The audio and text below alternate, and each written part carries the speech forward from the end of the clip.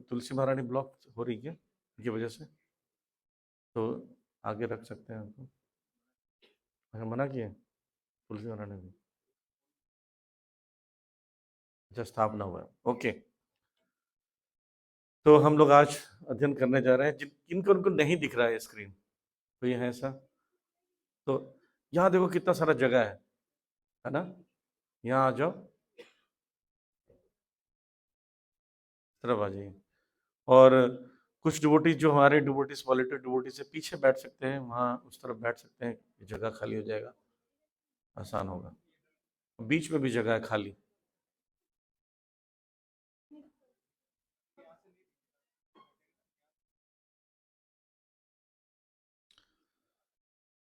कोशिश कीजिए मन की आंखों से देखने का प्रयास कीजिए। देखिए, पहले तो स्क्रीन ही लगना नहीं हो रहा था, लेकिन फिर भी भक्तों ने कैसे कैसे व्यवस्था किया है। तो स्क्रीन के अलावा मैं आपको फिर भी बताता रहूँगा। ये चैप्टर बड़ा इजी है, क्योंकि इसमें भगवत प्राप्ति इसका अध्याय का नाम है। तो आज आप लोग को भगवान की प्राप्ति होने वाली है। ओके, हम रिवीजन करते हैं लास्ट चैप्टर का, चैप्टर 7। इसमें HEAD हेड में पढ़ा था, हियरिंग, भगवान के विषय में, श्रवण करने के विषय में पढ़ा था कि हम भगवान के विषय में श्रवण करते हैं। और किससे सुनना चाहिए? अथॉरिटी से, या भगवान से, या गुरु से, या उनके प्रतिनिधि से। ओके, भगवान सब जगह है। हमने देखा भूमि में जो सुगंध है, मनुष्य में सामर्थ्य है, ये सब चीज़ों का वर्णन हुआ था। और एक्सेप्ट और रिजेक्ट, स्वीकार करना या अस्वीकार करना, हमें क्या क्या स्वीकार करना, क्या क्या अस्वीकार करना, इसके विषय में चर्चा की है।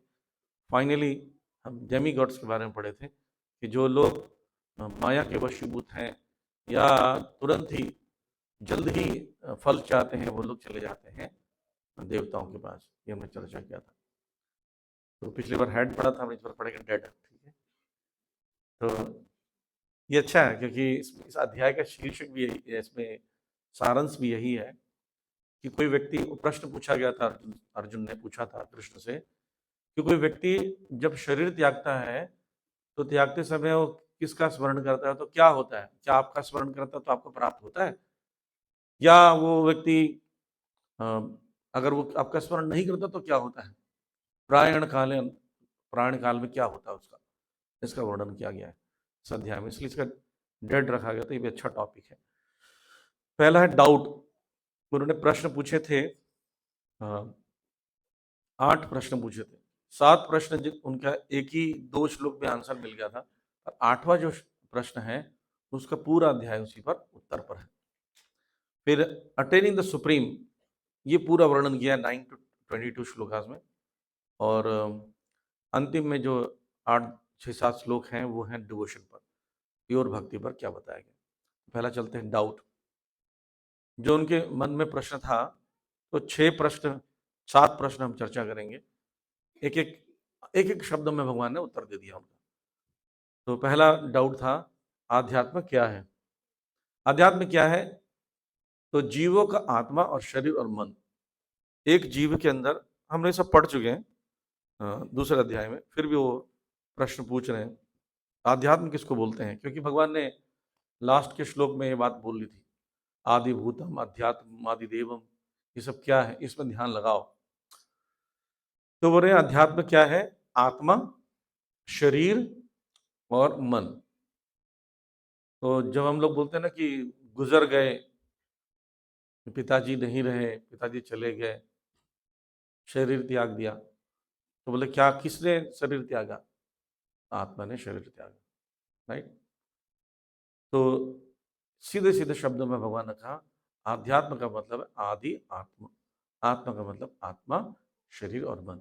यानी एक जीवात्मा जब शरीर धारण करता है तो 2 चीजें होती है, एक आत्मा और शरीर, दोनों को मिलाकर जीव कहते हैं। एक होता है शरीर और एक आत्मा, दोनों को मिला दिया जाए एक साथ, जैसे हम लोग बैठे हैं तो हम लोग को जीव कहते हैं। जब भी कोई बोले कि जीव कौन है, तो बोला एक व्यक्ति, एक आत्मा जब शरीर धारण करती है वो जीव है, और शरीर नहीं है तो आत्मा है, और आत्मा नहीं है तो शरीर है। ठीक है, क्लियर है? फिर बोलते हैं ब्रह्म क्या है? तो भगवान बता रहे हैं पहले दूसरे श्लोक में ही, तीसरे श्लोक में मिलाकर, ब्राह्मण अविनाशी तथा अस्तित्व में है, जो जीवात्मा को संबोधित करता है, यानी आत्मा को ब्राह्मण कहते हैं। ठीक, आपने बहुत बार सुना होगा परब्रह्म, सुना है शब्द?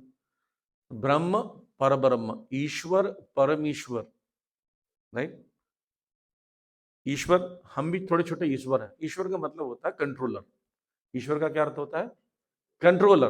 तो छोटा छोटा चीज कंट्रोल कर सकते हैं, सामान उठा सकते हैं, गिलास उठा सकते हैं, पर कैसे हम लोग लिमिटेड हैं। अब लिमिटेड ईश्वर है और भगवान कैसे अनलिमिटेड ईश्वर, इसलिए परम ईश्वर बोला गया। कई बार ऐसे शब्द सुनने मिलता है, पर जनरली भगवान के लिए ईश्वर शब्द प्रयोग करते हैं। लेकिन अगर ईश्वर शब्द प्रयोग करा भी जा रहा है मनुष्य के लिए, तो बोला आप ईश्वर हो सकते हो पर परमेश्वर नहीं हो सकते। जैसे हम सब उड़ना चाहे तो उड़ सकते हैं, अपने कोई ऐसा जो उड़ना चाहता है उड़ सकता है? नहीं, कोई नहीं उड़ सकता, आप में लिमिटेड है, राइट।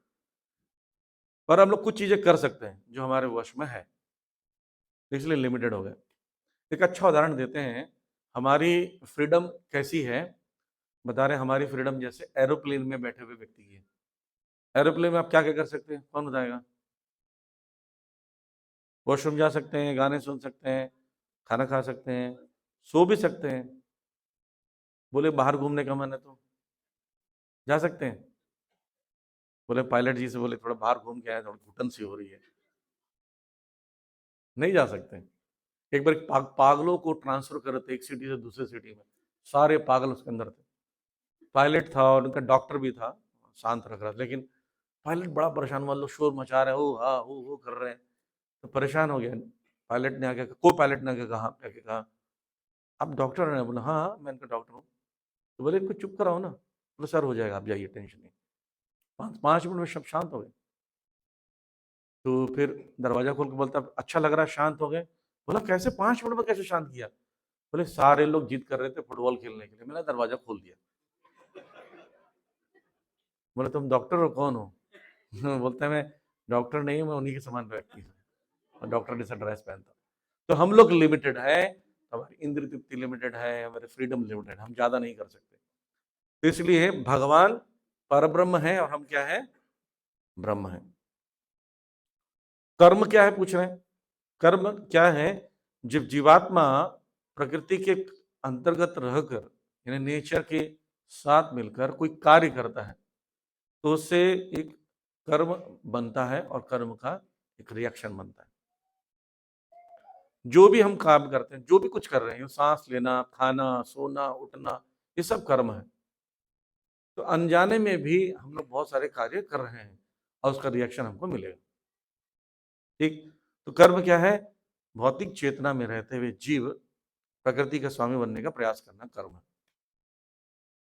और विभिन्न चेतना होने से अलग अलग कॉन्शियसनेस की वजह से अलग अलग बॉडी मिलती है। अब देखिए मैं एक चीज बताना चाहता हूँ, आत्मा बाल के अग्रभाग के 10,000वें भाग का है, इतना छोटा है, इतना माइन्यूट है। पहले तो बाल नहीं दिखता है, फिर बाल दिख गया तो उसका अग्रभाग, टॉप टिप बोलते हैं, ये टिप तो ऐसी उंगली का टिप नहीं दिखेगा, उसका भी 10,000 भाग बांट दो, इतना छोटा है। वो आत्मा क्या करता है? चेतना को डेवलप करता है। जैसे हम सब लोग यहाँ बैठे हैं, हम सबकी अपनी अपनी सोच है, अपनी अपनी अंडरस्टैंडिंग है। मैं एक बात बता रहा हूँ, इसमें सब लोग अलग अलग ढंग से उसको सोच रहे हैं, थोड़ा थोड़ा डिफरेंस है। हमारा चॉइस अलग है, खाने का, सोने का, उठने का, बैठने का, बातें करने का, सबके चॉइसेस अलग हैं। इसका मतलब डिफरेंट कॉन्शियसनेस है। डिफरेंट कॉन्शियसनेस होने की वजह से डिफरेंट टाइप के फेस है हमारे, डिफरेंट टाइप की लैंग्वेज है, डिफरेंट टाइप का बॉडी लैंग्वेज है, स्टाइल है। और ज्यादा डिफरेंट होता है तो मनुष्य से कोई पशु बनता है, कोई मछली बनता है। तो जैसे जैसे चेतना इस जन्म में हम लोग डेवलप करते जाएंगे तो नेक्स्ट बॉडी तैयार हो जाएगी। मान लीजिए पूरे जीवन भर में हमको पानी बहुत अच्छा लगता है, पानी में नहाते रहते हैं, पानी में खेलते रहते हैं, तो कैसे चेतना बन गया? मछली जल की रानी है, जीवन उसका पानी है, नेक्स्ट बर्थ क्या होगा? मछली। अगर आपको लग रहा है मांस खाना अच्छा लगता है, खून पीना अच्छा लगता है, भगवान बोले मनुष्य शरीर में इतना मेहनत क्यों कर रहे हो कुकर में डाल डाल के? क्यों मेहनत कर रहे हो? सीधा शेर बन जाओ अगले जन्म में, झपट्टा मार के खा लेना जंगल में, कुकिंग भी नहीं करोगे तो कोई कुछ हाइजीन की जरूरत भी नहीं आपको। शेर मार कर कई दिनों तक, 15-15 दिनों तक मांस को, सड़े हुए मांस को खाता है, आपको पता है। तो यानी जैसी चेतना होगी वैसा शरीर होगा। यहाँ एग्जाम्पल दे रहे हैं कि एक व्यक्ति है, वो सड़े हुए गले हुए तमोगुण मांस खा रहा है, तो अगले जन्म में सुअर बनेगा। अगर वो वुमनाइजिंग लाइफ जीता है तो अगले जन्म में एकदम योनि पशु में जन्म लेगा।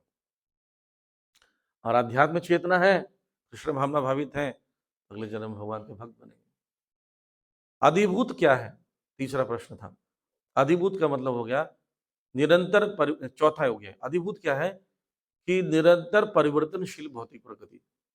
भूत का मतलब होता है कि जितने भी जल, पृथ्वी, अग्नि, वायु, आकाश, ये 5 तत्वों को पंचभूत कहा जाता है। तो ये परिवर्तनशील है। आप देख रहे हैं कि कुछ ना कुछ चेंजेस आते जाते हैं। पहले प्रकृति कैसी थी, अभी कैसी है, पर उसका सिस्टम सेम है। यानी पूर्व से उगना, वर्षा आना, गर्मी आना, वो फिक्स है, लेकिन फिर भी इसमें चेंज आता है।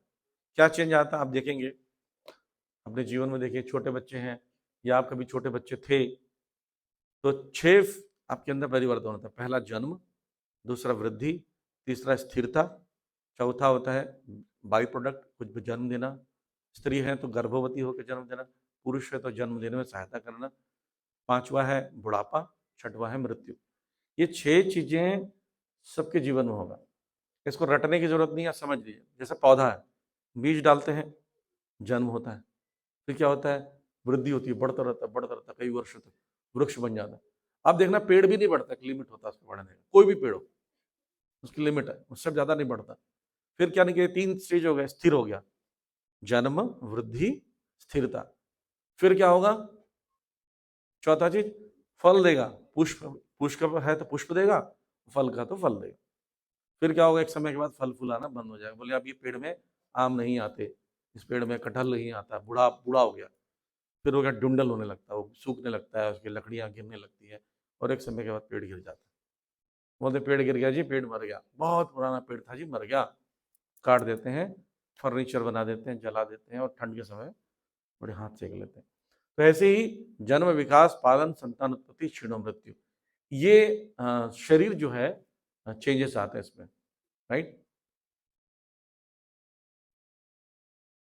तो भगवान का शरीर क्या, आदि देव क्या पूछा उन्होंने, क्या क्या प्रश्न हो गया, कौन बताएगा, पहला क्या पूछा था। नहीं, कर्म तो सबसे पहले। आध्यात्म क्या है, अध्यात्म किसको बोलते हैं, शरीर, मन और आत्मा, ये जब मिलते हैं उसको जीव को अध्यात्म कहते हैं। दूसरा, ब्रह्म क्या है, ब्रह्म किसको बोलते थे, आत्मा को, सीधा सीधा आत्मा। और परब्रह्म किसको बोलते हैं, भगवान को। तीसरा क्या था, कर्म। कर्म में क्या किए कि आप जो चेतना रखते हैं उसी प्रकार के कार्य करते हैं, वैसे ही शरीर प्राप्त होता है कर्म के हिसाब से। और चौथा क्या था, अधिभूत। अधिभूत किसको कहते हैं, प्रकृति को, नेचर को, ठीक। उसमें 6 परिवर्तन हमने पढ़े हैं। सातवां क्या है, आदिदेव। आदिदेव क्या है कि भगवान, ये संसार जो है पूरा, जिसमें सभी कुछ मिक्स्ड है।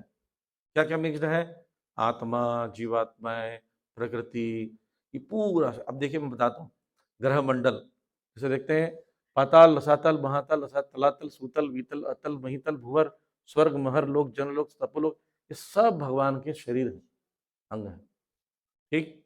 तो कुल मिलाकर भगवान का विराट रूप। मैं विराट रूप का भी चर्चा नहीं करूंगा, क्योंकि विराट रूप का पूरा एक चैप्टर है, 11वां अध्याय पूरा विराट रूप का, ठीक है। तो उसको विस्तार पूर्वक पढ़ेंगे। समझ जाइए, आदिदेव का मतलब हो गया भगवान का विराट रूप, जो भगवान ने अर्जुन को दिखाया। अब उनके मन में प्रश्न आया, थोड़ा सा हम चर्चा करते हैं योगी के विषय में, क्योंकि 6 चैप्टर में पढ़े थे तो योगी के विषय में चर्चा हुआ था। तो परमात्मा, भगवान कौन है, परमात्मा हर किसी के हृदय में है, और ऐसे ही रूप रहता है। अगर ये रूप थोड़ा बहुत दिख रहा हो तो परमात्मा बहुत छोटे रूप में, भगवान बोलते हैं कि सभी के हृदय में, हृदय देशे तिष्ठति, मैं हर किसी के हृदय में निवास करता हूँ। अर्जुन को कर रहे हैं, कैसे निवास करता हूँ, सूक्ष्म रूप में। तो क्या करता हूँ, भ्रामयन सर्वभूतानि यंत्र आरूढ़ानि माया, मैं उस जीवात्मा के हृदय में बैठकर उसको भ्रमण कराता हूँ। कैसे भ्रमण कराता हूँ? उसकी इच्छाओं के अनुसार प्रकृति की माध्यम से कार्य कराता हूँ।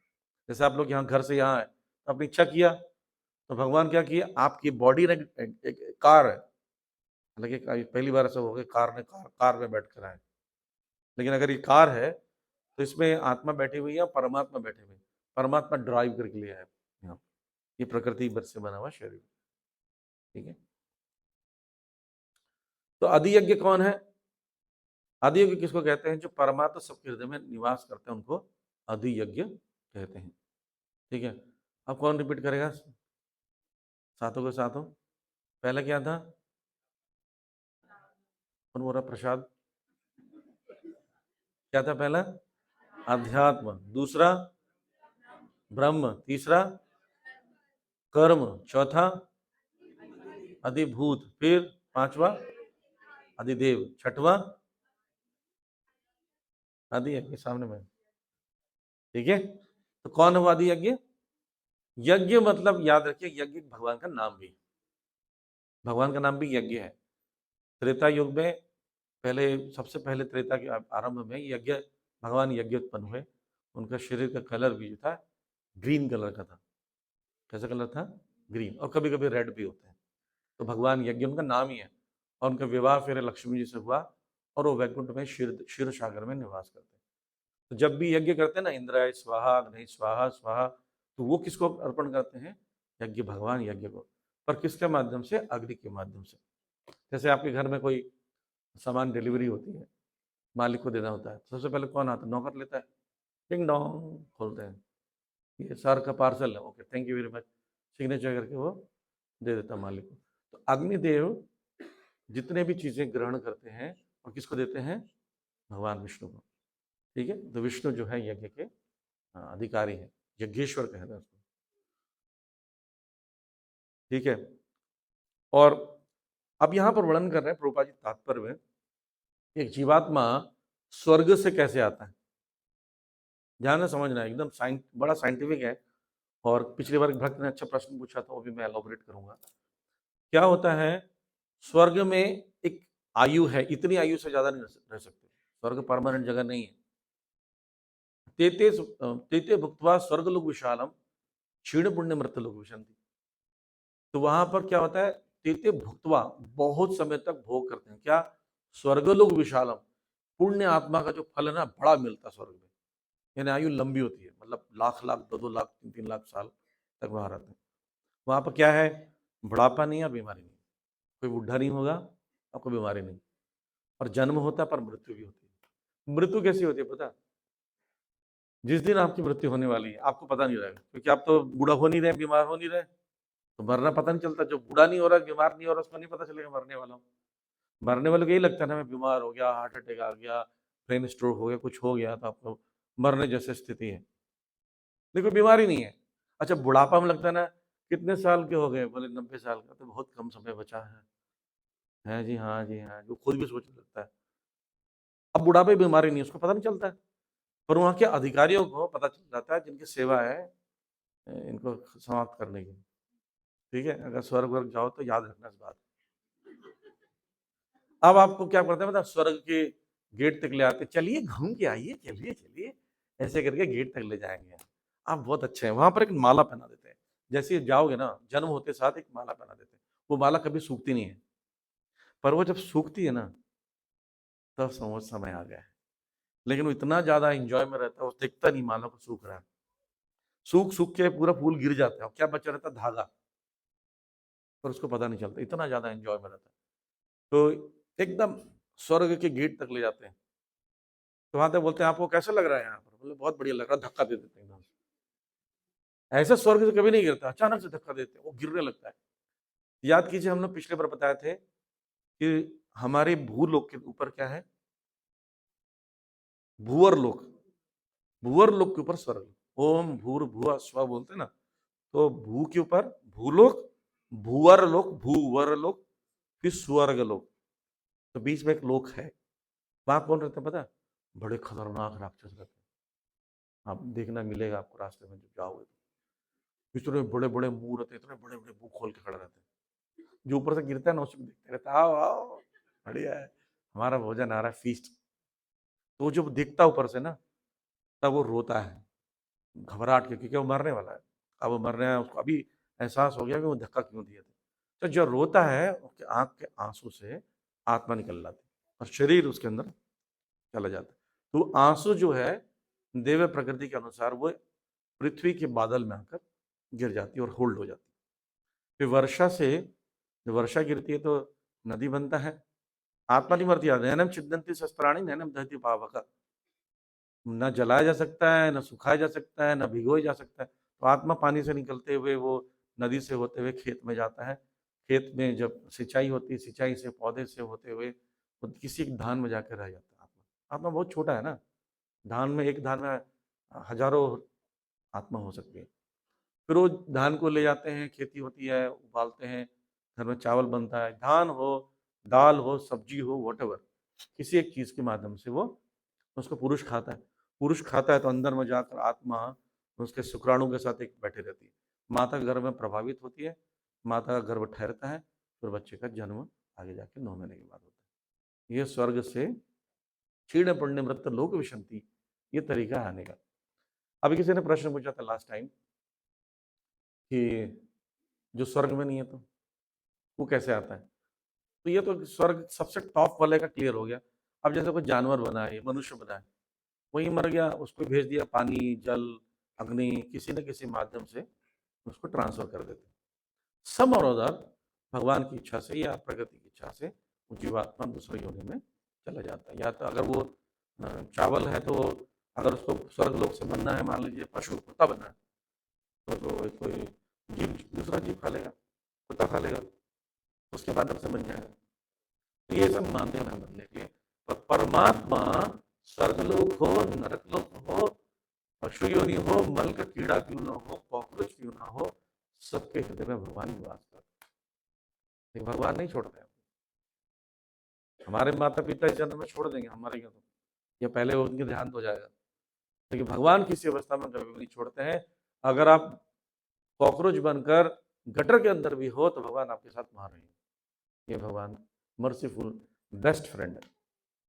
तो ये ने पूछा, अब पूछ रहे थे, 8वां प्रश्न पूछा था उन्होंने कि क्या होता है जो व्यक्ति मरता है, अंतिम समय में क्या होता है। तब पढ़ने जाएंगे एंड ऑफ लाइफ। हमारे मन में ये रहता है कि अगला जीवन कैसे होगा।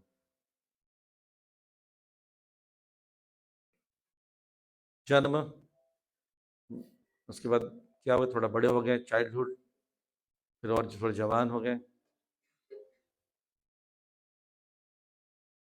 एडल्टहुड, बढ़ते जाते हैं, दरवाजे पे दरवाजे, जीवन पे जीवन बदलता जाता हमारा। आ गया डेथ। मृत्यु के बाद क्या होगा, हमने अभी जी लिया, अभी आप ये सब देख चुके हो, राइट। जन्म देख लिए, कुछ देख लिए, आप में से कई लोग वृद्धावस्था में भी है, मृत्यु नहीं देखा है ना। मृत्यु देखना भी बड़ा कठिन कठिन है। और मृत्यु के बाद होगा क्या, ये हमें आइडिया नहीं है, राइट। तो हम लिखते हैं, भगवान से पूछ रहे हैं कि क्या होता है। तो देखिए भगवान बोल रहे हैं मृत्यु के समय कृष्ण का स्मरण करने से क्या होगा। अंतकाल क्षमावेमं स्मरण मुक्त्वा कलेवरम ये प्रयाति समद्भावम याति नास्ति संशया। तो बोल रहे हैं कि ये और ऊंचा हो सकता था ना, नहीं होता है, फिक्स्ड है। तो होता है मेरे ख्याल से, आई नो, ऐसा मशीन ऐसी है। तो अंत काले च माम एवं स्मरण मुक्ता कलेवरम, भगवान बोलते हैं जो मेरा स्मरण करके शरीर त्यागता है अंत काले, अंत काल में, माम एवं स्मरण मुक्ता, स्मरण करते हुए छोड़ देता है क्या चीज, कलेवर है मतलब शरीर, ये प्रयाति समद भावम, वो मेरे भाव को प्राप्त होता है। और भगवान के भाव को प्राप्त होगा तो याति नास्त्र संशय, वो मुझको प्राप्त होता है इसमें संशय। यानी जब आप शरीर त्यागते हो ये सोचकर भगवान के विषय में, तो ऑटोमेटिकली क्या होता है, भगवान को प्राप्त होता है। आप देखिए पूरा जीवन भर अगर आपने कुछ ऐसा किया है कि अंतिम समय में भगवान का याद आ जाए? बहुत कठिन कार्य है, नहीं? भगवान का याद आना आसान नहीं है। अभी हमारे को पीछे से कोई धक्का देता है, उई माँ मर गई, ये सब बात बोलते हैं, हमारे मुंह से कृष्ण नहीं निकलता है। और मृत्यु भी ऐसी होगी, जब आप एक्सीडेंट होता है 1 सेकंड के फ्रैक्शन ऑफ सेकंड में होता है, राइट? जूम, ऐसा होता है मृत्यु। अब मृत्यु जब हो रही है आपकी, आपको कुछ भी स्मरण नहीं होता, ये सब माला वाला सब साइड हो जाता है। रूपा जी कहते हैं, अगर आप बहुत चेतन होकर माला जप करते हो, हरे कृष्ण मंत्र जपते हो, तब जाकर कृष्ण स्मरण होंगे। और तोते के समान करोगे, गंगाराम सीताराम करेंगे, और जब बिल्ली आती तो टें टें टें टें करता है। मैंने अपने घर में देखा था, घर में पिंजरे वाले तोता था, वो हमेशा गंगाराम सीताराम करता था। और एक बार क्या हुआ, किसी ने गलती से पिंजरा खुला रख दिया, तो बिल्ली गई अंदर से ही पकड़ लिया उसने। जैसे ही पकड़े तो टें टें टें टें टें कर रहा। बोला भाई सीताराम बोल लिया, अंतिम समय है, उसको कहाँ समझ में आएगा। ऐसे ही हरे कृष्ण अगर ठीक से जप रहे हैं, सोचते हुए कि ये भगवान का नाम है, तब मृत्यु के समय भगवान को प्राप्त होंगे, ये बोल रहे हैं। तो इसमें कथा आती है, जैसे यहाँ पर वर्णन किया जा रहा है।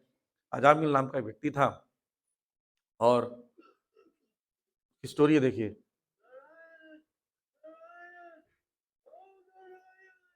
सुनाई दे रहा है आप लोग? देखो कौन लेने आया है नारायण को।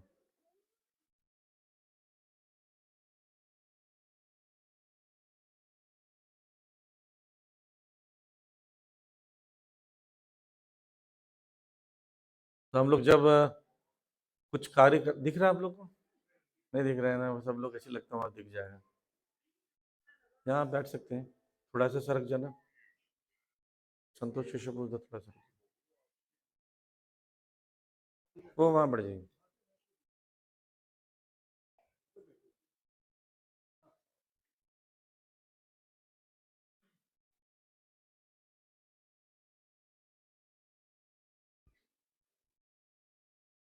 तो देखिए अजामिल के बारे में बताता हूँ शॉर्ट में। वैसे अजामिल के बारे में किसको किसको पता है? बड़े क्लोज रिलेटिव हो उनके, सबको पता है नहीं?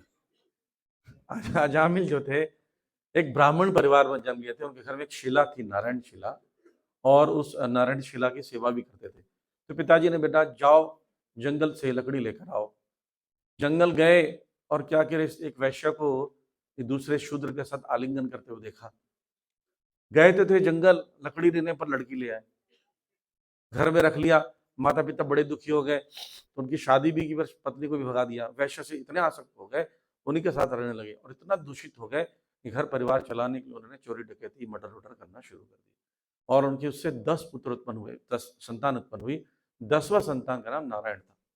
88 साल की उम्र तक, 22 साल की उम्र से 88 ईयर्स तक उन्होंने क्या किया, सारे गलत काम किए, जितने पाप होते हैं, मर्डर, रेप, कुछ अपहरण करना, पैसे लूटना, ये सब किया उन्होंने। इतना पापी था कि पूछो मत। लेकिन एक अच्छी चीज हुआ, उनके घर में जब बच्चा गर्भ में था, वैश्य के गर्भ में, तो उस बच्चे का नाम उन्होंने नारायण रखा। क्यों रखा? कोई वैष्णव आए, एक बार वैष्णव गांव में आए, तो बोले कोई ब्राह्मण का घर है, तो बच्चे ने मजाक से कहा अजामिल सबसे बड़ा ब्राह्मण है, जाओ उनके घर में। अजामिल के घर गए, तो वैश्य का घर और हालत देख के समझ गए कि तो वैश्य है, कि घर में भोजन नहीं ग्रहण करेंगे। पर वैष्णव बड़े दयालु होते हैं। उन्होंने कहा कि आप गर्भवती हैं, इसमें पुत्र है, इस पुत्र का नाम नारायण रखना, क्योंकि उनको उद्धार होना था। और फिर वो वैष्णव चले गए। हुआ ही, जब वो अपने ड्यूटी से आया मर्डर वर्डर करके आराम से, तो उनसे पूछा कि कोई आया था? बोले हाँ, बता रहे थे बच्चे कोई आया था। बोले हाँ, वो वैष्णव आए थे, उन्होंने बोला कि मेरे घर में पुत्र है, उसका नाम नारायण रखो। बोले चलो ये तो है रखा है, नारायण रख देते हैं, क्या है। नारायण रख दिया। बच्चा जन्म हुआ तो बहुत ज़्यादा पसंद करते थे, छोटा बच्चा घर का ज़्यादा पसंद करते हैं, तो उसको बार बार नारायण इधर आओ, नारायण क्या कर रहे हो, नारायण खा लो, ये ले लो, गोदी में आ जाओ, नारायण नारायण नारायण करते रहे, और पाप कटना खत्म हो गया। धीरे धीरे धीरे पाप नष्ट हो रहे थे। और जब मृत्यु हुई, जैसे हमने देखा, ये मृत्यु का सीन है जो हम बता रहे थे। मृत्यु के समय में अब अपने पुत्र को पुकार रहे हैं, नारायण, क्योंकि सबसे प्रिय व्यक्ति को बुलाते हैं मृत्यु के समय, उसी की याद आती है। तो कौन आए? दीवारों के बीच से घुसते हुए 3 यमदूत आए। 3 यमदूत क्यों आते हैं? मनसा वाचा कर्मणा, मन से, वाणी से, शरीर से। ये 2 ही है, तीसरा कहीं गया होगा सामान लेने के लिए, हो सकता है अर्थी उर्थी लेने गया होंगे। तो आ गए। लेकिन जब उन्होंने नारायण चिल्लाए तो उनके साथ कौन आ गए? विष्णुदूत 4। जब उन्होंने चिल्लाया नारायण, देखिए यहां पर एक तो 4 विष्णुदूत है, उन लोग कितने हैं? 3। हाथ भी इनके 4-4 हैं। एक तो संख्या में भी ज्यादा है और हाथ भी ज्यादा है, हथियार भी ज्यादा है, तो कौन लड़ेगा इनसे भाई? और बोली ऐसे पहले तो इफल्जेंस देखिए कितना इनका, इतना ज्यादा इफल्जेंस है, तो उसकी वजह से घबरा गई, कौन इनसे कैसे लड़ेंगे? और पहली बार इतना सुंदर, इतने ताकतवर, एकदम गरजती वाणी वाले व्यक्ति को देखा उन्होंने, तो घबरा गए और पीछे डर गए। देखिए उन्होंने यम पाश बांध कर निकाल रहे, आत्मा को ऐसे निकाला जाता है। इसलिए जो बहुत आसक्त रहता है, कभी कभी आंखें बाहर आ जाती है, मल मूत्र त्याग देता है। जो बहुत पायस लोग होते हैं वो आराम से भरते हैं, कुछ शरीर में ऐठन नहीं आता, आराम से। बोले दादाजी तो बिना कुछ बात के आराम से चले गए, बिल्कुल शोर नहीं मचा है, ऐसा होता है। तो उनको फिर वो ले जाने लगे, तो बोले मत ले जाओ, ये महात्मा है। यमदूत बोले भाई महात्मा कहाँ से हो, ये लिस्ट हमारे पास डिटेल, इसका महात्मा कब हो गया? इतना हिसाब किताब है हमारे पास 66 ईयर का। बोलते नहीं, इन्होंने नारायण का नाम लेते लेते मुक्त हो गए। और बोले यहाँ से जाओ, अपने बॉस से बात करो, यमराज जी से, उनसे मिलो जाकर, यहाँ हाथ मत लगाना, ये हमारा आदमी है, ये भगवान, हमारे भगवान का ये दास है, भक्त है। तब वो अजामिल तो पूरा देख रहा था, उसकी हालत खराब है, वो इतनी हालत खराब थी, बार बार भगवान से उससे प्रार्थना कर रहे थे, बोलो बोलो, चुप मत हो। विष्णु दूतों से बोला भाई कहीं ऐसा नहीं, हार मत जाना, लड़ लेना भैया। एनीवे, लेकिन उनको रियलाइज हुआ कि मैं जो बचा हूँ because of this holy name, Hare Krishna. तो फिर क्या किए, जब वो ठीक हो गए, वैष्णो तो चले गए, यमुना पे चले गए, उठे और हरिद्वार चले गए। हरिद्वार का सीन है उधर वाला। हरिद्वार में उन्होंने 6 महीना भजन किया। 6 महीने के बाद वही विष्णु दूत लेने आए उनके पास, भगवान के धाम से विष्णु यान लेकर आए, जिसमें बैठकर वैकुंठ का यान होता है, उसमें बैठ कर वो आए और उसको लेके चले गए। तो देखिए, सिर्फ भगवान का नाम, अंतिम समय में वो भगवान का नाम लिया, जबकि कोई पायस व्यक्ति नहीं था, पर वो जो नाम लिया उसको बोलते हैं सांकेत नामाभास। क्या कहते हैं? सांकेत। संकेत का मतलब होता है इनडायरेक्टली, इसलिए पुराने जमाने में नाम ऐसे बच्चों को होता था, है ना। मेरे फैमिली में देखेंगे, मेरा दादाजी का नाम गोविंद, मेरे फादर का नाम हरिहर, बड़े वाले भैया का नारायण, उसके छोटे वाले का सनातन, सारे का ब्रदर सिस्टर सबका नाम भगवान का रखे, तो 24 घंटा घर में भगवान का नाम, सनातन, कृष्णा, गोविंद, ऐसा नाम होता है। आजकल क्या नाम होता है? चिंटू, मिंटू, पिंटू। देखिए एक व्यक्ति का नाम पूछे तुम्हारा नाम क्या, बोलता है टॉमी। भाई हम से अच्छा नाम देते थे, टॉमी कोई नाम नहीं, अच्छा नाम नहीं, क्या नाम रखे? Tommy, Jimmy, Pluto. कम से कम भगवान का नाम देना चाहिए। अच्छा ठीक है, कई बार लोग लगता है कि अगर मान लीजिए राम के अलावा नाम दे देंगे तो बेचारा कॉलेज में जाएंगे तो क्या होगा, बच्चे का नाम ऐसा नहीं रखना चाहिए। और आजकल तो सभी ड्यूटी नहीं है, तो बहुत से नाम भगवान के बहुत अच्छे हैं, वो नाम रखा जा सकता है, जैसे चैतन्य, गौरांग, जैसे गौरांग नाम उनका, तो भी वो बहुत अच्छा लगता है। भगवान के ऐसे नाम भी हैं जो मॉडर्न लाइन में भी चल जाएंगे, जैसे एक राधा रानी का नाम हरिका, कितना अच्छा नाम, वृंदा, गुड नेम्स। तो ये भी आपके कॉलेज में, स्कूल में बच्चों को चिढ़ाएगा नहीं कोई। तो एनीवे, तो नाम ऐसे पुकारना या मजाक मजाक बोलो ओ हरे कृष्णा वाले आ गए, उसका भी बेनिफिट मिलता है। आप इसे हराम हराम कहते हैं मुस्लिम में, तो उसमें भी राम शब्द मिल रहा है, उसका फायदा हो जाए। राजमा का फायदा, बीच में जा है, रामा, उसका बेनिफिट है। कहाँ रहते हो? कृष्णा नगर में, रामनगर में, रामलीला मैदान, इस सब का भी बेनिफिट मिलता है। तो हमें ये नाम ऐसा रखना चाहिए। इसलिए पुराने जमाने में गंगा नगर, रामनगर, कृष्ण नगर ऐसे नाम रखते थे। दुकान के नाम, वृंदावन में जाओगे ना, सारे दुकानों का नाम पढ़ना, बहुत मजा आएगा। सारे ऐसे राधा रानी की रसोई, कृपा, लीला, लाला, ऐसे नाम रहेंगे।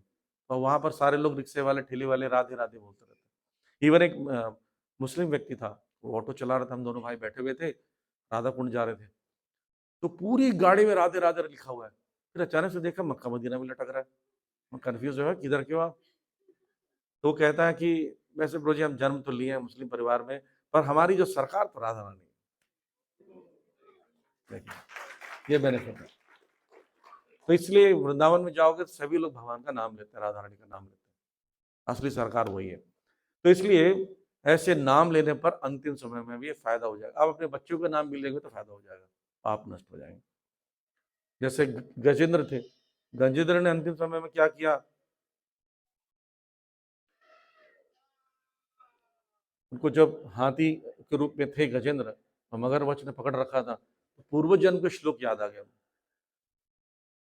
तो गा रहे थे, मंत्र बोल रहे थे, तो भगवान वायु मार्ग से आकर उनको क्या किए, चक्र से मार दिया मगरमच्छ। मगरमच्छ की भी मृत्यु हो गई, उनको भी वैकुंठ मिला और गजेंद्र को मिला। और कहाँ पे चले गए, लक्ष्मी नारायण लोक,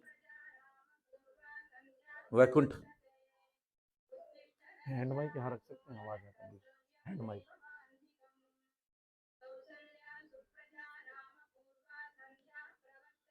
तो देखिए ऐसे होता है, वो यान में पहुंचते हैं, आप जाओगे ना तो आपका रूप भी ऐसे मिलेगा, ये स्पेस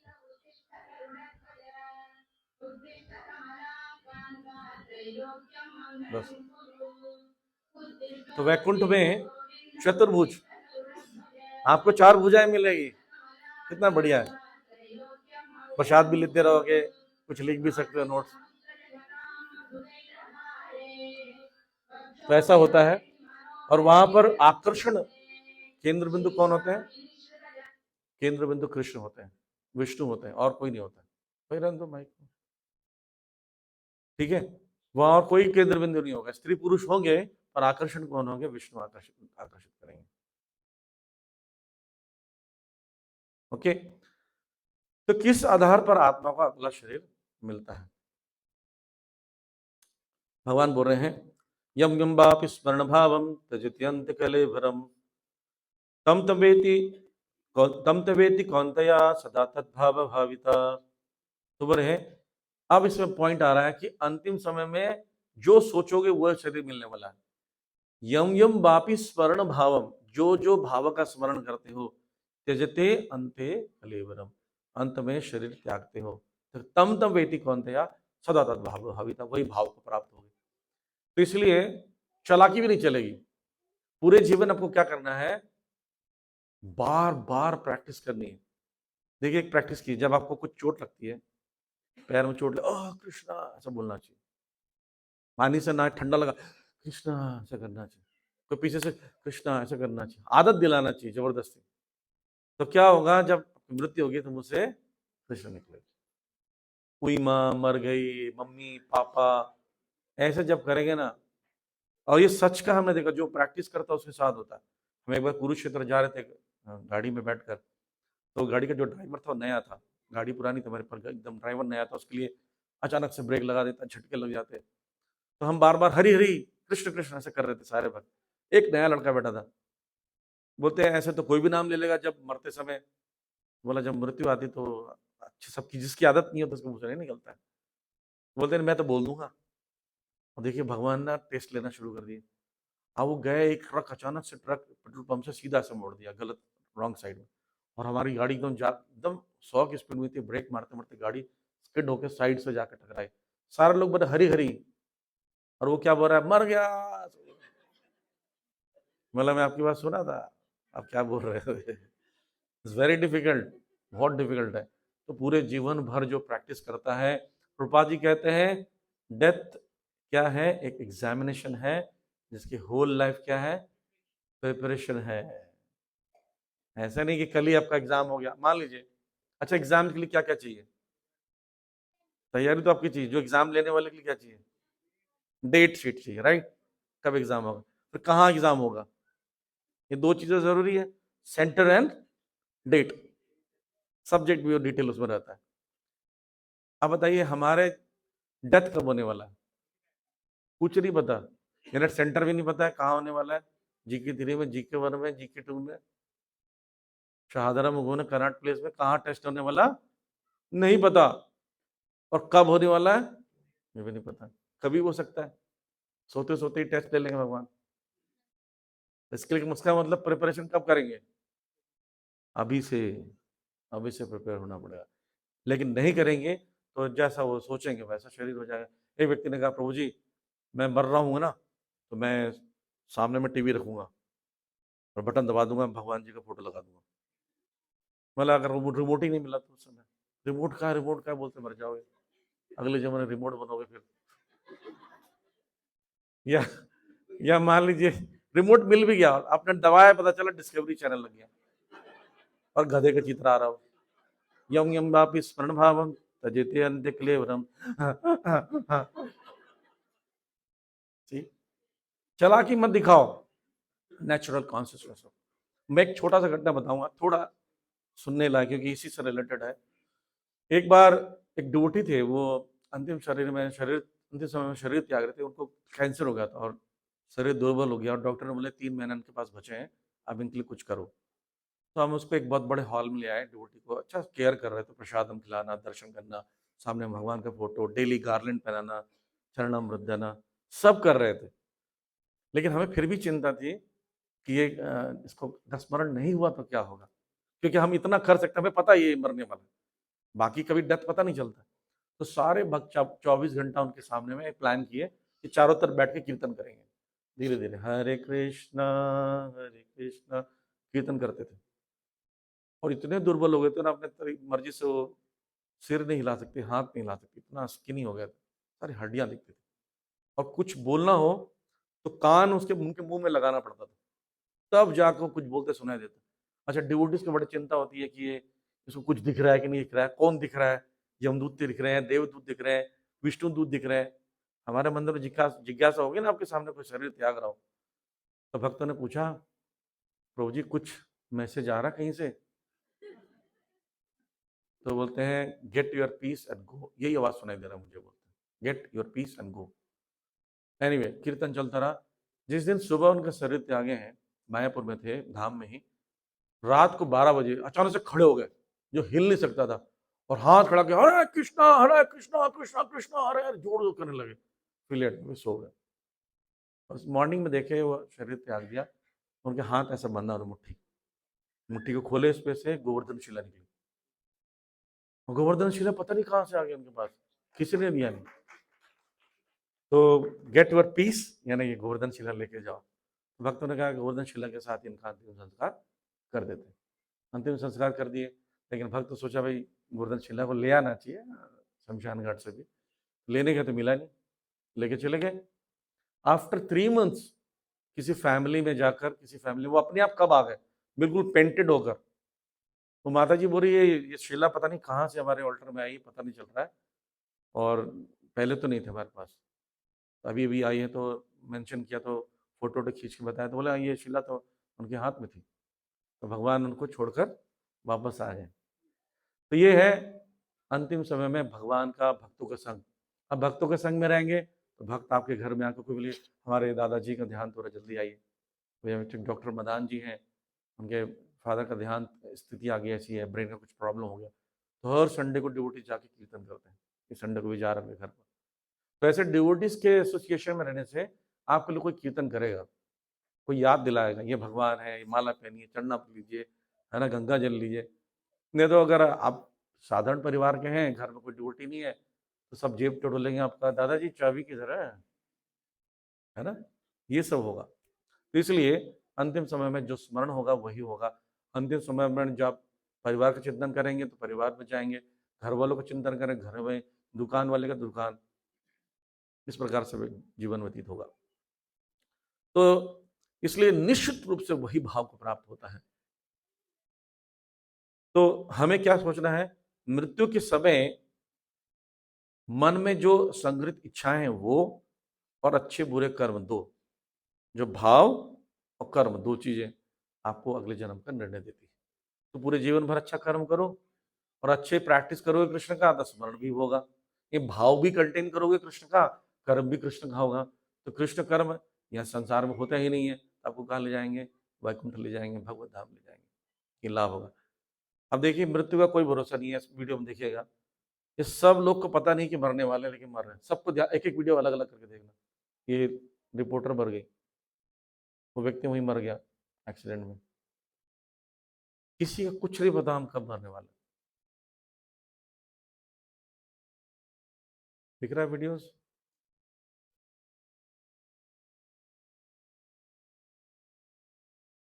बात करते करते लोग मर जाते हैं, बोलते बोलते। हमें नहीं पता, मैं डराना नहीं चाहता आपको, लेकिन ये जरूरी है दिखाना। और जो सोचते हुए मरेंगे वही भाव को प्राप्त होंगे। ठीक है, तो कामी व्यक्ति क्या बनता है? कुत्ता बनेगा। आलसी व्यक्ति क्या बनेगा? पोलर बियर बनेगा। ईर्ष्यालु व्यक्ति सांप बनेगा। अंग प्रदर्शन, जो अब हीरो हीरोइन लोग जो कपड़े खोल के घूमते हैं ना, तो सांप वो पेड़ बनने वाले हैं लंबे समय तक। पेड़ के पास कपड़ा नहीं होता कुछ। और जो बहुत मांस खाता है तो वो शेर अगले जन्म बनता है। एक कुछ स्लाइड्स हैं, जैसे मांस खाने वाला व्यक्ति शेर बनेगा। ज़्यादा सोता है व्यक्ति, जो 12 घंटे सोते हैं एक दिन में ना, तो पोलर बियर बनते हैं। पोलर बियर भी 6 महीने सोता है, 6 महीने जगता है। इस प्रकार से हमारा जीवन चलेगा। जैसे आपने सुना होगा जड़ भरत जी का। भरत महाराज तपस्या करने गए जंगल में, पुलह आश्रम में गए। कहाँ? हरिद्वार में गए। वहां पर हरिद्वार से ऊपर, वहां जाकर उन्होंने जब गंडकी नदी के निकट तपस्या की, अंतिम समय हिरण से आसक्ति हो गई। हिरण को सोचने लगे मैं ही हूँ देखभाल करने वाला। हिरण में उसको मम्मी पापा समझ के जीवन बिता रहा था, और अंतिम समय क्या हुआ, उसका स्मरण करते हुए शरीर त्यागा। तो क्या बने अगले जन्म में? हिरण बन गए। तो उस कारण से नेक्स्ट एक जीवन बर्बाद हो गया, एक लाइफ पूरा चला गया, वेस्ट हो गया। नहीं तो डायरेक्ट क्या बन सकते थे वो? मनुष्य या डायरेक्ट वैकुंठ जा सकते थे।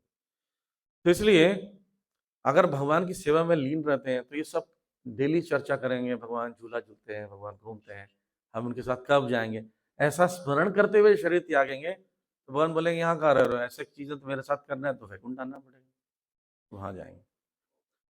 ठीक है, तो कोई बोल सकते हैं कि मृत्यु के समय कैसे याद आएगा, क्या क्या करें कि मृत्यु के समय याद आए? तो भगवान बोलते हैं कृष्ण का सदैव स्मरण करने के लिए तस्मात् सर्वेषु कालेषु माम स्मर युद्धश्च। तस्मात् सर्वेषु काल, सर्व काल में। तो सर्व काल में बैठ कर कैसे याद करोगे? जैसे माँ अपने बच्चे का स्मरण करती, कैसे? बच्चा स्कूल गया हुआ, उसको मोजे देखकर मेरे लल्ला का है, मेरे बेटे का है, कपड़े उपड़े सामग्री वारी। अच्छा, घरों में देखना बच्चे पूरा पेंट कर देते हैं, लकीर उकीर लगा देते हैं, देखना पेंसिल से लेकर जितने वैक्स कलर्स लेकर पूरे दीवारों पर पेंट कर देते हैं। बच्चा स्कूल जाता है, उसको देख देख के मम्मी याद करती है। ऐसे भगवान की वस्तुएं, भगवान की चीजें, उस सबको देख कर भगवान का स्मरण कर सकते हो। तो बोलते हैं ये बहुत कठिन काम है, कैसे होगा? अभ्यास योगेन युक्तेन चेतसा अनन्यगामिना परम पुरुष दिव्यम याति पार्थो न चिंतयन्। क्या से प्रैक्टिस करके आप सब चीजें प्रैक्टिस कियो, देखो खाने का प्रैक्टिस, सोने का प्रैक्टिस, सब चीज की प्रैक्टिस कियो। बच्चे को सोना नहीं आता, माँ सुलाती है ऐसे ऐसे, लोरी सुनाती है, लटा कर तब वो सो जाता है, नहीं तो सिर्फ रोता है। खाने की प्रैक्टिस, शौच की प्रैक्टिस, चलने की प्रैक्टिस, हर चीज की आपने प्रैक्टिस की है। तो भक्ति की भी प्रैक्टिस करो। जबरदस्ती करना पड़ेगा शुरू में मन नहीं लगेगा, माला करोगे नींद नहीं आएगी। कई बार हमको लगता है मंदिर आए कि नहीं आए, छोड़ो क्या जाना, लेकिन फोर्सफुली लेकर आइए। शुरू में अच्छे कार्य के लिए फोर्स करना पड़ता है, बुरे कार्य के लिए फोर्स नहीं करना पड़ता। आप देखो सारा बुरा कार्य आप बड़ी आसानी से कर लेते हो। तो इसलिए भगवान जैसे अर्जुन को ये नहीं बोल रहे कि नौकरी छोड़ दो, बिजनेस छोड़ दो, युद्ध करो, युद्ध करते हुए मेरा स्मरण करो। तीर चला दे कृष्ण, ऐसे कर सकते हो। कई बार डिवोटीज जो होते हैं वो इतना ज्यादा हरे कृष्ण मंत्र जपते हैं, उनको ना सब चीज सब जगह सुनाई देता है। एक भक्त का, प्रभु जी मैं बाइक चलाता हूँ उसमें से आवाज आती है, कृष्ण कृष्ण कृष्ण कृष्ण कृष्ण राम राम राम राम, उसको ऐसा सुनाई देता है। बहुत बढ़िया है, मिक्सर में भी आवाज निकाल सकते हो आप, कृष्ण राम राम। आप सोचोगे ना तो सब समझ में आएगा। हम लोग वैसा सोचते ही नहीं है, इस प्रकार से अपने जीवन में जोड़ सकते हैं। एनीवे, अब आते हैं अटेनिंग द सुप्रीम, भगवत प्राप्ति। कृष्ण का स्मरण करने के तरीके, पहला तरीका है ध्यान करके। ठीक है, षट चक्र को जागृत करके, षट चक्र ये जागृत करते हैं तो क्या होता है, वो भगवान का ध्यान करते हैं, चक्र जागृत हो जाते हैं, और धीरे धीरे व्यक्ति अपने यहाँ से प्राण त्यागता है सिर से। ये आपने ध्यान योग में पढ़ा था, आपको याद होगा। दूसरा तरीका क्या है, भक्ति के द्वारा। अब 24 घंटा भगवान का नाम लो, डांस करो, प्रसाद खाओ। आप देखो मंदिर आओगे, कीर्तन है, प्रसाद है, दर्शन है, परिक्रमा है, मायापुर वृंदावन घूमो, जाओ, खाओ, डांस करो, समर कृष्ण का नाम लेना पड़ता है, कृष्ण का स्मरण हो जाता है। राइट? तो बोल रहे हैं अनन्य चेतता सततम योगा स्मृति नित्य तस्याम सुलभ पार्थ नित्य युक्त योगिना। जो व्यक्ति 24 घंटे मेरे बारे में प्लान करता रहता है, मैं उसको खुद याद दिलाता हूँ, हेल्प करता हूँ। जैसे आप पिता को ढूंढ रहे हो तो पिता भी आपको ढूंढ रहे होंगे ना, तब मिलेंगे। अब बोले पिता पिता नहीं मानता हूँ, तो पिताजी आपको क्यों ढूंढेंगे? तो बोलते हैं फिर शुद्ध भक्त का पुनर्जन्म होता है? बोले नहीं। माम प्रति पुनर्जन्म दुखालय में शाश्वतम ना प्रिवंति महात्मा ना समसिद्धि परमाम गता। तो जो व्यक्ति भगवान का स्मरण करता है, इस दुखालय अशाश्वतम, ये भौतिक संसार का नाम है दुखालय, और सरनेम है अशाश्वतम। यहाँ पर दुख ही दुख है, सुख नहीं है। दुखालय, मदिरालय में क्या मिलता है? भोजनालय में क्या मिलता है? पुस्तकालय में क्या मिलता है? तो दुखालय में क्या मिलेगा? दुख। ये दुखालय। और थोड़ा बहुत सुख दिखता है, वो भी अशाश्वतम, परमानेंट नहीं है। तो यहाँ भक्त को नहीं आना पड़ता। और यहाँ तक कि आपको यहाँ पर जैसे कोई जो भक्त इन्विटेशन दिए हैं, आप अगर भगवत धाम जाओगे ना, तो वो व्यक्ति भी जाएगा। पता क्यों? वो आपको इस मार्ग में लेकर आया। कैसे? जैसे ध्रुव महाराज को उनकी मम्मी ने भेजा था। देखिए, तब ध्रुव महाराज जब भगवत धाम जा रहे थे, बोले मैं भगवत धाम जा रहा हूँ, मेरी मम्मी कैसे जाएगी? मम्मी ने तो मेरे को रास्ता बताया था। बोले पीछे देखो, तुम्हारी मम्मी आ रही है। वो देखो बैठ के आ रही मम्मी। तब मम्मी भी चले गई भगवत धाम, राइट? तो इसलिए इसलिए भक्त लोग प्रचार करते हैं, ग्रंथ बांटते हैं, लोगों को भक्ति देते हैं, ताकि हम जाएं। वो जाएगा तो हम, तुम्हारा तो पक्का हो गया। नहीं, आप मान लीजिए 5,000 लोग को जीवन भर में भक्त बना दो, 5 नहीं चलो 500, और एक भी चला जाए तो आपका सीट पक्का है। नहीं, ये अच्छा बिजनेस है। हम करें ना करें, उसको बोलते रहे, करते रहा माला। हरे कृष्णा माला हो गई, हाँ प्रभु जी हमारी तो होगी, आपकी अरे हमारा मत छोड़ो, अपनी चिंता करो, आप जाओगे तो हम भी जाएंगे। नहीं नहीं, अपना भी करना है। ऐसा नहीं कि ध्रुव की मम्मी नहीं करती थी, ध्रुव की मम्मी भी करती थी माला, राइट? तो और कहीं है ऐसा? नहीं नहीं, और कहीं भी जन्म लोगे अब्रह्म भूना लोका पुनरावर्तित अर्जुना मम बति तो कौनते पुनर्जन्म न विद्यते। ब्रह्मा के लोग भी जन्म लोगे तो पुनर्जन्म होगा, पर भगवान बोले मेरे धाम आओगे तो पुनर्जन्म न विद्यते, दोबारा जन्म। अब देखिए ब्रह्मा जी का जीवन, फिर बोलते हैं ब्रह्मा, ब्रह्मा तो अमर है। नहीं नहीं नहीं नहीं, सहस्त्र योग्य पर्यंतम अर्हत ब्रह्मणो विदुः रात्रि योग्य सहस्तांता त्रिहोरात्र विदो जना। कितना तक कैलकुलेट कर पाएगा? कलयुग का आयु 4,32,000। मोबाइल निकाल लीजिए, जिसके पास कैलकुलेशन करने की शक्ति तेज है, आज मोबाइल आपका क्रैश होने वाला है। 4,32,000 कलयुग की आयु, द्वापर उसका 2 गुना, त्रेता 3 गुना, और जो सतयुग है 4 गुना। 4,32,000 मल्टीप्लाई 2 प्लस 4,32,000 प्लस 4,32,000 मल्टीप्लाई 3, मैं बता देता हूँ उसका, ये टोटल होता है 43,20,000। इसको बोलते हैं एक कल्प। ठीक है, एक चतुर्युग को 1,000 से मल्टीप्लाई करते हो तो कल्प बन जाएगा। ठीक, अब ऐसे एक एक मनवंतर में 71 महायुग होते हैं। 43 lakh multiply 71 is equal to 1 मनु। और ऐसे कितने मनु होते हैं ब्रह्मा जी के? 12 घंटे में 12 मनु होते हैं, सिर्फ 14 मनु। अब ब्रह्मा जी की आयु में 14 मल्टीप्लाई 2 करोगे तो एक दिन होगा 24 घंटा, फिर मल्टीप्लाई 30 करोगे तो 1 महीना, मल्टीप्लाई करोगे 12 तो 1 साल, मल्टीप्लाई करोगे 100। ब्रह्मा जी का ये है, यानी 311, यहाँ से दिख नहीं रहा मुझे, 311.04 खरब मानव वर्ष, इतना ब्रह्मा जी का। पर ब्रह्मा जी फिर भी मरते हैं। लेकिन जो भगवान के धाम में जन्म लेता है, प्रकट होता है, वो इतना भी जरूरत भी कैलकुलेशन करो कभी नहीं मरता है, शाश्वत रूप से वहां रहता है। कौन कौन जाना चाहता है वैकुंठ? कई लोग जाना नहीं चाहते हैं, अभी नहीं ले जा रहे हैं, जाना चाहना तो चाहिए कम से कम। एनीवे, तो भौतिक जगत में आनंद ही आनंद है, क्योंकि वहां पर कोई भी व्यक्ति जाता है तो वापस नहीं आता। क्या है? अव्यक्त अक्षर इत्युक्त स्तमाहु परम गतिम न प्राप्य न निवर्तन्ते तद धामम परमम मम। भगवान बोले मेरे धाम जाने के बाद किसी को कभी वापस नहीं आना पड़ता। तो बोलते हैं अच्छा, कैसे पहुंचा जा सकता है? अनन्य भक्ति से, यानी 24 घंटा भक्ति करना पड़ेगा। 24 घंटा कैसे करना बताए? अपने बिजनेस के साथ कार चलाइए, किचन में कीर्तन सोचिए।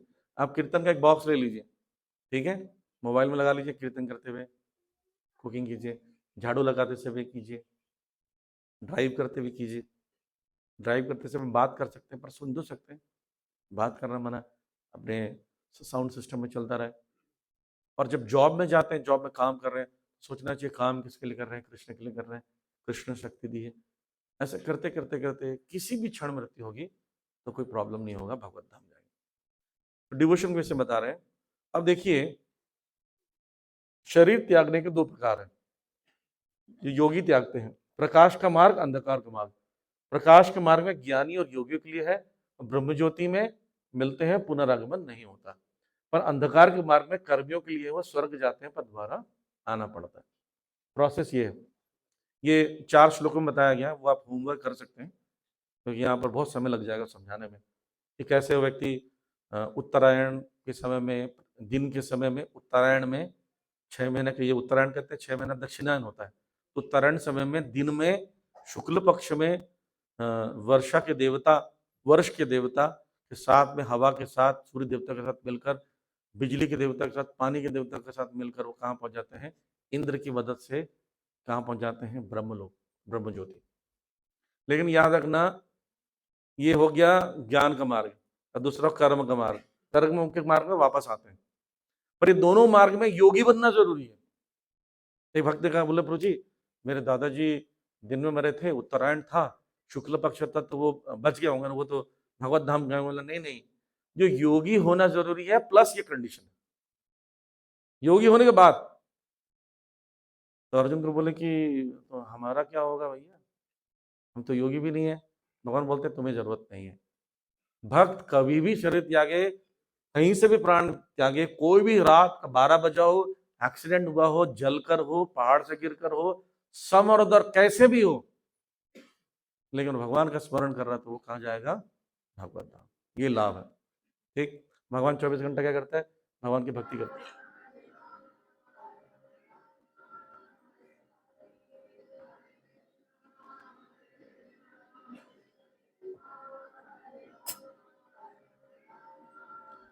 अब इतना आनंद में रहोगे, क्या मरने का टेंशन। भक्तों के समाज में ही, एक्चुअली भक्तों का समाज ऐसा है जहां पर मरने की बात करा जा सकता है। बाहर बोल दोगे ना कि हम पता नहीं कब मरने वाले, अरे प्रभु जी ऐसी बात मत भूलिए, डर जाते हैं लोग। लेकिन भक्त बोलते हैं कभी त्याग दें, लेकिन भगवान का नाम लेते हैं। राजा कुलशेखर प्रार्थना करते हैं कि भगवान मैं अभी जवान हूं, मेरा मन भगवान में लग रहा है, अभी मुझे मार दीजिए। बुढ़ापा होगा, कफवात पित्त होगा, खांसी आएगी, नाम नहीं ले पाऊंगा, मेरे आसपास शायद मंदिर नहीं होगा, तो कृपा करके अभी मेरे मन को, जो आपके चरण रूपी कमल में मेरा मन रूपी हंस लग रहा है, तो इस पर कृपा करके मुझे अभी शरीर त्याग। ये भक्त चाहता है, राइट। एनीवे, तो लास्ट ये हमने पढ़ा कि किस प्रकार से डाउट था उनका, 6-7 आंसर दिए, 8वां आंसर का उन्होंने एंड ऑफ लाइफ बताया कैसे होता है। सुप्रीम को अटेंड करने के लिए भगवत भक्ति करना कैसे, प्रेमा भक्ति 24 घंटा किसी किसी ना किसी माध्यम से। और डिवोशन हम बताते हैं अंतिम में, किस जो व्यक्ति भक्त होता है, जैसे हमने स्लाइड देखा था, अगर ये ऐसे स्थिति में कोई रहेगा तो हमेशा एंजॉय करेगा। ठीक है, तो ये हमने पढ़ा डेट, यहाँ पर हम समाप्त करते हैं। Hare Krishna. Any question? Okay okay, you want to say something? पूछो पूछो।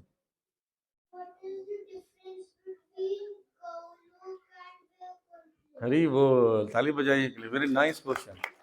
तो पूछ रहे हैं what is difference between Golok and Vaikunth. मैं सरल भाषा में समझाता हूँ। वैकुंठ का मतलब जहां कुंठा नहीं है, तो Golok is also a Vaikunth. लेकिन जैसे मान लीजिए आपने अपने घरों का नाम आप रखते हो, किसी शांति निवास, राज निवास, ऐसा रखते हो नाम, पर कोई अपने घर का नाम अगर मान लीजिए घर रख दिया, घर का नाम ही घर रख दिया, तो क्या बोलोगे, घर है। ऐसी वैकुंठ, एक वैकुंठ है जहां विष्णु रहते हैं, उस स्थान को वैकुंठ कहा जाता है। और जहां कृष्ण रहते हैं उसको गोलोक धाम कहते हैं। जहां राम रहते हैं उसको साकेत कहते हैं। जहां द्वारकाधीश रहते हैं उनको द्वारकापुरी कहते हैं। जहां जगन्नाथ जी रहते हैं वो जगन्नाथपुरी कहते हैं।